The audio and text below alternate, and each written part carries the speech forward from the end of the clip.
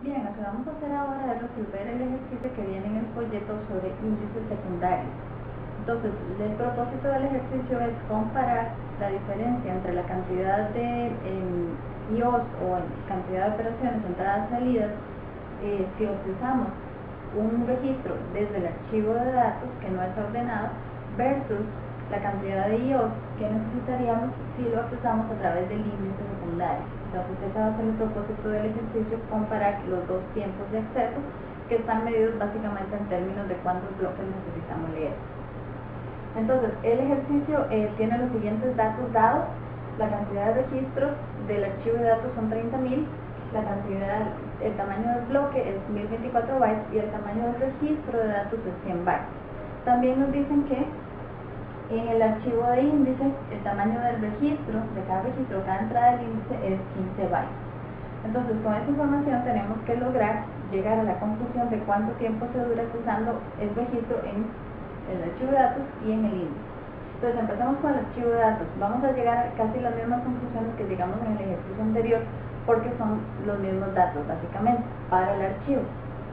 Entonces, lo primero que tenemos que calcular es el blocking factor, que ya sabemos que se calcula como el tamaño del bloque dividido entre el tamaño del registro. El tamaño del bloque entre el tamaño del registro, le sacamos la función piso, y eso ya habíamos dicho que era 1024 dividido entre el tamaño del registro, que son 100 bytes, y eso nos da 10. Entonces, el factor de bloque para el archivo de datos es 10. Con esta información podemos entonces saber cuántos bloques necesitamos leer para recorrer nuestro archivo de datos. Los bloques se calculan dividiendo la cantidad de registros que sabemos que tiene el archivo entre la cantidad de registros por bloque, que está dado por el blocking factor. Entonces, en nuestro caso, tenemos la cantidad de registros dividido entre blocking factor, y a eso le sacamos la función techo. La cantidad de registros sabemos que es 30.000 porque es un dato dado, y el blocking factor lo acabamos de calcular y sabemos que es 10. Y eso finalmente nos da 3.000. Entonces, la cantidad de bloques del archivo de datos es 3.000. Con esa información, entonces podemos empezar a calcular cuánto es el tiempo o cuánto es el costo en términos de cantidad de bloques leídos que necesitamos accesar. Como este archivo de datos no está ordenado por el campo que nos interesa, es decir, está ordenado por número de seguro social, pero a nosotros nos interesa el campo nombre, entonces ese campo no está ordenado en el archivo de datos.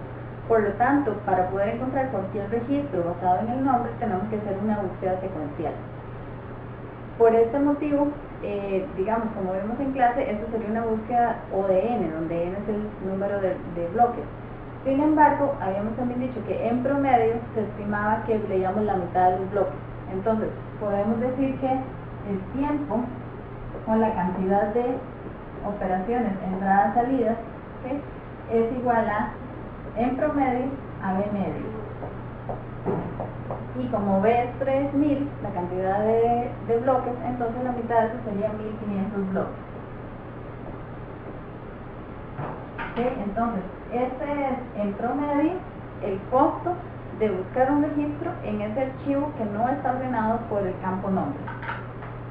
Ahora veamos qué sucede si utilizamos el índice secundario.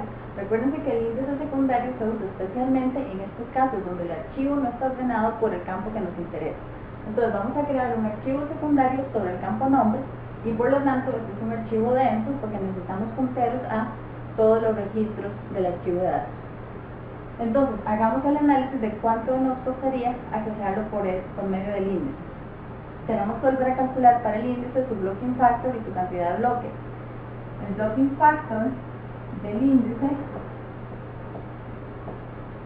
igualmente aplicando la fórmula, tenemos que el tamaño del bloque, que es igual, dividido entre el tamaño del registro de índice, que es un poco más pequeño que en el caso del archivo de datos. Entonces, B es 1024 bytes, y R sub I, que es el tamaño del registro del índice es 15 bytes. Ese es un dato que nos viene. Haciendo los cálculos, entonces eso nos da 68. ¿Ok? 68 sería el factor de bloque. También necesitamos saber cuántos bloques tiene el archivo de índice. Para eso calculamos B sub I. B sub I entonces está dado por la cantidad de registros que contiene dividido entre blocking factors. Ahora, ¿cómo sabemos cuántos registros tiene el archivo de índice? Bueno, para eso necesitamos acordarnos que el archivo de índice, en el caso de un índice secundario, es denso. Entonces pongamos por aquí que esto es denso. Y eso significa que por cada entrada, por cada registro del archivo de datos, hay una entrada en el índice. Entonces la cantidad de entradas o registros es la misma. Por lo tanto, podemos usar R igual que R sub I. Entonces pongamos por acá R sub I igual a R. ¿Okay? Por lo tanto, la fórmula para calcular la cantidad de bloques usamos R sub I igual a R dividido entre el blocking factor del archivo de índice. Esto nos da 30.000 dividido entre 68, que es, vamos a ver, 442. ¿Ok? Esa sería la cantidad de bloques que tenemos en nuestro archivo de índice. Y ahora, entonces, con esta información podemos saber cuántos bloques necesitamos leer para finalmente hacer la búsqueda. Noten que el archivo de índice está ordenado por nombre. Esa es la gracia del índice, que nos dé el orden. Entonces podemos hacer búsqueda binaria en ese índice. Búsqueda binaria tiene un costo asociado igual al logaritmo en base 2 de la cantidad de bloques.